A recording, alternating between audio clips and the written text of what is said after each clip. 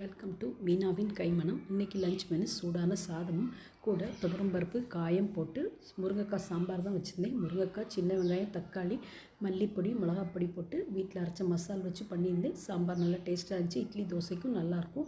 இந்த மாதிரி ட்ரை பண்ணி பாருங்கள். கூட அவரைக்காய் பொரியலுக்கு சின்ன வெங்காயம், தேங்காய் எல்லாம் எண்ணெயில் வதக்கிட்டு அவரைக்காவை லேசாக வேக வச்சு எண்ணெயில் வதக்கிட்டு இந்த மாதிரி போட்டு செஞ்சு சாப்பிட்டு பார்த்தோம். அதுவும் சூப்பராக இருந்துச்சு. அவரைக்காய் பொரியல், சின்ன வெங்காயம் கொஞ்சம் நிறைய சேர்த்துக்கோங்க. கூட மில் மேக்கர் பிரட்டல் மாதிரி குழந்தைங்களுக்கு பண்ணியிருந்தேன். மில் மேக்கர் நல்லா சுடுதண்ணியில் வேக வச்சுட்டு அதை ஊற போட்டுட்டு அதை நல்லா பிழிஞ்சிட்டு இஞ்சி பூண்டு பேஸ்ட்டு, தக்காளி பேஸ்ட்டு, மல்லிப்பொடி, மிளகாப்பொடி, கரம் மசாலா தூள், புதினா கொத்தமல்லி போட்டு வதக்கி விட்டு இந்த மாதிரி செஞ்சுருந்தேன். குழந்தைங்க விரும்பி சாப்பிட்டாங்க. தயிர் சாதத்துக்கு நல்லா இருந்துச்சு, சாம்பார் சாதத்துக்கு நல்லா இருந்துச்சு. டிஃபன் பாக்ஸ் கொடுத்து விட சிம்பிள் ரெசிபி தான். வீட்டில் ஊற ஊற்றின தயிர் இருக்குது. கூட முருங்கைக்காய் சாம்பாருக்கும் அவரைக்காய் பொரியல், மில் மேக்கர் பிரட்டலுக்கும் தயிர் சாதத்துக்கும் சூப்பராக இருந்துச்சு. இந்த மாதிரி நீங்களும் ட்ரை பண்ணி பாருங்கள்.